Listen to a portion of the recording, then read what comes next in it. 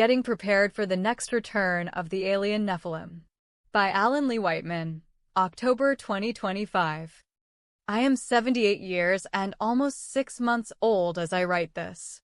Should I live to May 25th, 2047, then I will be 100 years old. I doubt that I will live that long given my declining health conditions and my family genetics, having me being likely Alzheimer's, parental side, and diabetic, maternal side. But hey, who knows? Maybe there will be magic in the coming years of medical science and my health maladies will be dealt with. I must say though that starting in late 2024 and accelerating in 2025, this seems to be the time when my body is starting to fall apart. I am scheduled for lumbar back surgery later this month. My point here is that I will likely not get to see the arrival of the alien Nephilim and experience all that will transpire for those much younger than myself. So, do not expect me to be around and acting as their representative on Earth and a fount of knowledge. I trust that someone younger and more energetic than myself will take on that position. A bit of warning on this subject: beware of the charismatic leader. Read and understand the underlying teaching and warnings of the Dune science fiction story by Frank Herbert. More on this later. Topics, issues, and considerations. Know thyself. Stability in the context of chaos. Take care of yourself first, then your family and children. Beware of the charismatic leader. There will be several contenders. Displacement. The no humans exclusion zone in the Red Sea. How to gauge trustworthiness. Develop your truth-sensing abilities. Learn to do remote viewing, but on your own terms. Consider learning the Sumerian language. So, to get into the nitty-gritty. Know thyself. In times of instability and massive worldwide change, those who are strong and stable within themselves will have a better chance of weathering winds of change. Those who are not strong and stable will likely perish. For many people who have chosen an incarnation largely tied to a religious observance, then that sense of faith might be sufficient. It is no secret that religious observance has been on the decline starting with the Enlightenment of the 17th century, post-World War II, the 1960s, and the 1990s. For the non-religious-oriented, secular, freethinker, knowns, rationalists, I suggest my thoughts on know thyself as pertinent, particularly with respect to knowing one's temperament and Enneagram orientation. This is not only for yourself, but for your spouse, if present, any living children, and semi-extended family out through living first cousins. A temperament-unaware person will definitely seek to change close family members to be like themselves, where differences are found in the 4 temperaments. Trying to change someone else in time of chaos will only displace them from their own centering. This is still a difficulty for temperament-aware people, even for myself. There is the old adage, maxim, or proverb of an ounce of prevention is worth a pound of cure, attributed to Benjamin Franklin. I do not equate all that is involved in know thyself as being an ounce of prevention. Indeed, the study can take much of a lifetime. But still, knowing what one's biases are is better than acting out of emergency. Work at not acting out of panic. Take care of yourself first, then your children. My choice for this bit of advice comes from airline industry training film clips for emergencies. This is about what happens when a parent and a child being on a plane flight, getting an emergency announcement from a pilot, and then seeing breathing masks drop down from the underside of the overhead baggage compartments. The issue in this advice is about the importance of the parent getting their breathing mask on first, and then second getting a breathing mask on their child. Now, admittedly, the work to prepare for the next arrival of the Nephilim is substantially different than being in a plane flight emergency, but the advice is the same. Get yourself prepared first, for as long as that takes. Then secondly, direct your attention to your family, including spouse and children. Actually, a spouse should be doing the same work concurrently as you are getting yourself prepared. Beware of the charismatic leader, particularly the religious kind of leader. Understand the story of Dune. Despite his good intentions and thoughts of the future for humanity, Paul Muad'Dib was such a religious, charismatic leader, and his efforts, even with his prescience, led to much death throughout the known universe. Religious fervor is rarely kind and often has a mind and life force of its own. If you are having trouble understanding this, then view all of the Dune-related films and TV series. Certainly read the Dune book and take notes with this commentary in mind. Watch closely the imagery presented in the latest Dune Part 2 film by Denis Villeneuve, particularly where Paul Muad'Dib is leading and cheering on the Freeman warriors prior to the Second Battle of Arrakeen and the following preparatory scenes. Time offset 1 hour 31 minutes and 14 seconds through 1 hour 32 minutes and 47 seconds. Paul is talking with Gurney Halleck and says, "Billions of corpses scattered across the galaxy, all dying because of me." And 1 hour 32 minutes and 55 seconds, "Because I gain it," where it refers to control over the spice, used by all, including the Guild navigators who make and keep interstellar space flight reasonable, effective, and most important, safe. Time offset 2 hours 2 minutes and 50 seconds. Paul takes center stage at the Freeman meeting in the Great Hall, where he is confronted by a tribal chief and says, "You think I am stupid enough to deprive myself of the best of us?" Also the following scenes where he presents himself as the prophet or Messiah to the Freeman. Time offset 2 hours 14 minutes and 24 seconds. Paul takes position on the mount above the assembled Freemen, presents himself as their leader, raising his right arm and hand with a knife, yelling, "Long live the fighters." The text being English for the Arabic chant of Yahya Chuhada used in the Algerian War of Independence from France. See also the corresponding set of scenes in the 1984 Dune film by David Lynch, at time offset 1 hour 38 minutes and 24 seconds, where Paul arrives above the Great Hall of Assemble Freemen and says, "I am Usul, Paul Muad'Dib." Also later on at time offset 1 hour 56 minutes and 19 seconds, at the same place where he says, "Your time has come. A storm is coming. Our storm. And when it arrives it will shake the universe."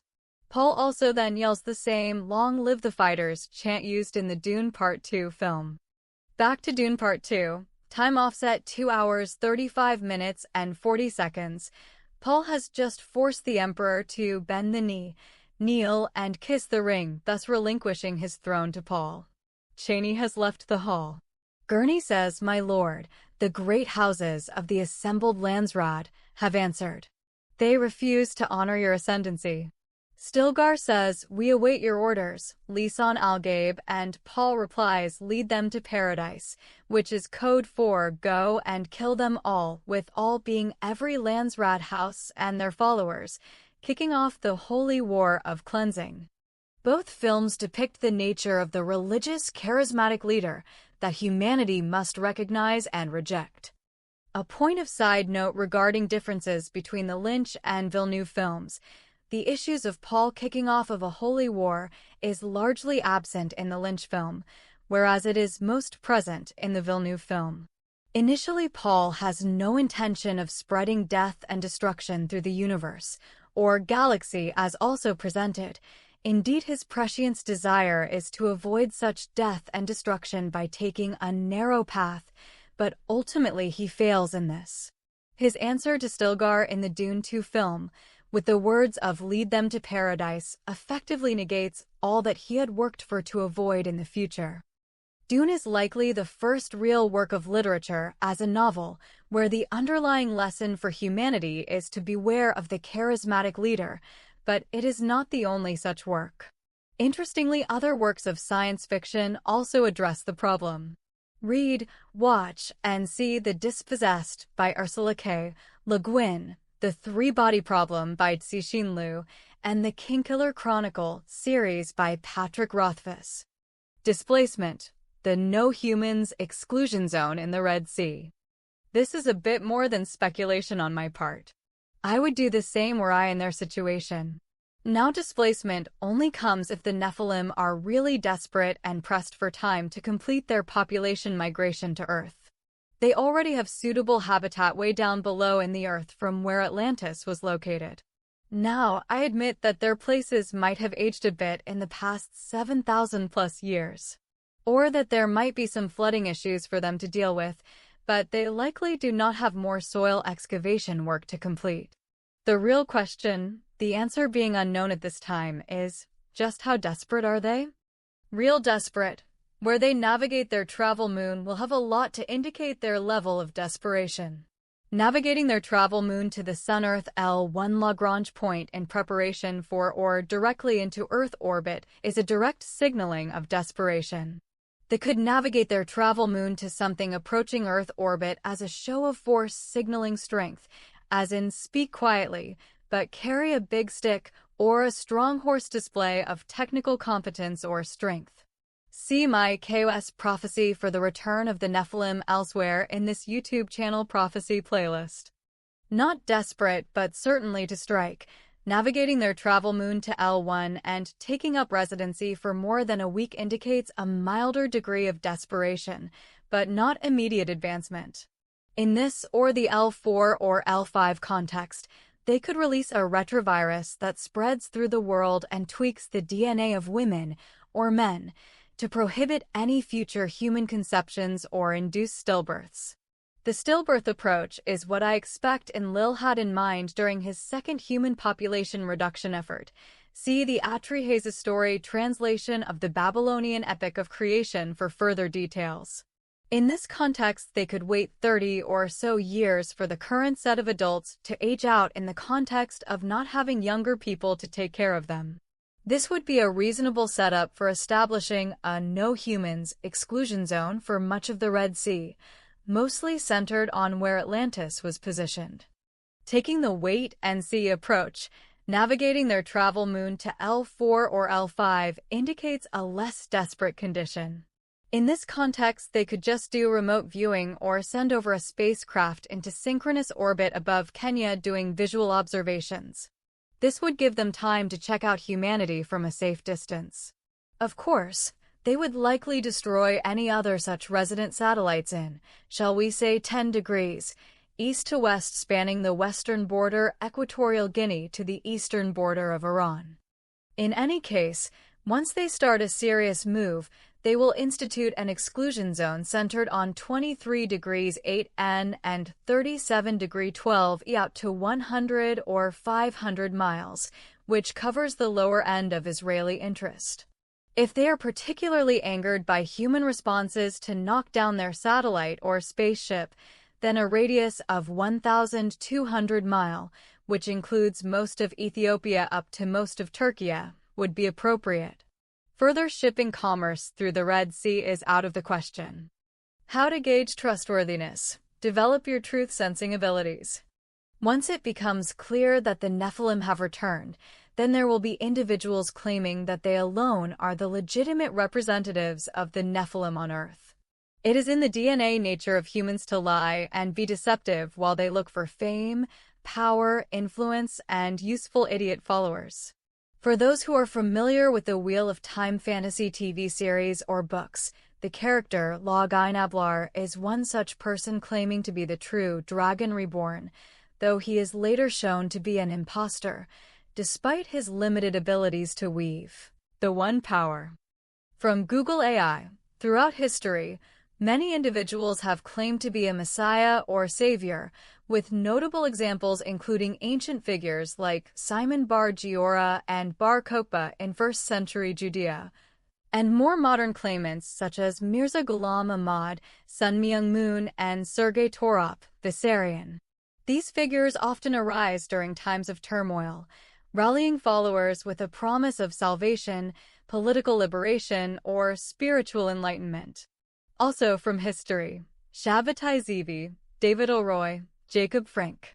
From modern times, Arnold Potter, Cyrus Teed, and Alan John Miller.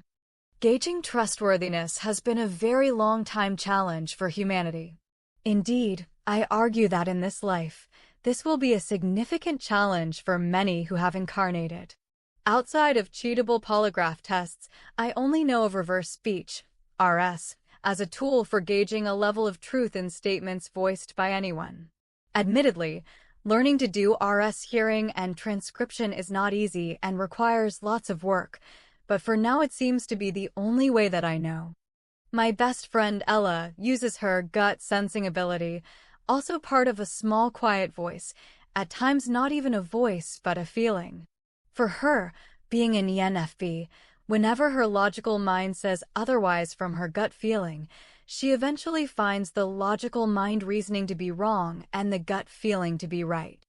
My cousin Tim has a similar mechanism of listening to words and his body feeling when someone is trying to sell him on something.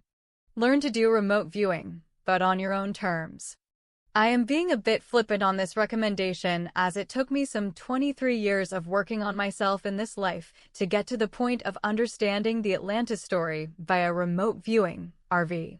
There was also someone else, in the person of Mary Bernadette Padilla, involved in the process, as if being with her was like walking through a gateway. Without her involvement, it is likely that none of the Atlantis stories would have come forward, including my being retaught understanding of the Nephilim. But it was from doing RV that I really got into the process of understanding and, ultimately, this kind of writing.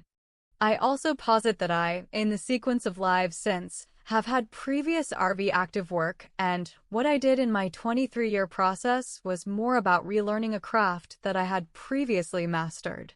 There are thoughts and actions that will decidedly inhibit your ability to do RV work, especially fully self-contained. There are organizations that do teach the RV process, but at the cost of requiring that you have a master or guide directing you in doing the work. Indeed, such teaching groups likely look upon me as being deviant for developing the ability on my own and not through their organization. A pox on their houses.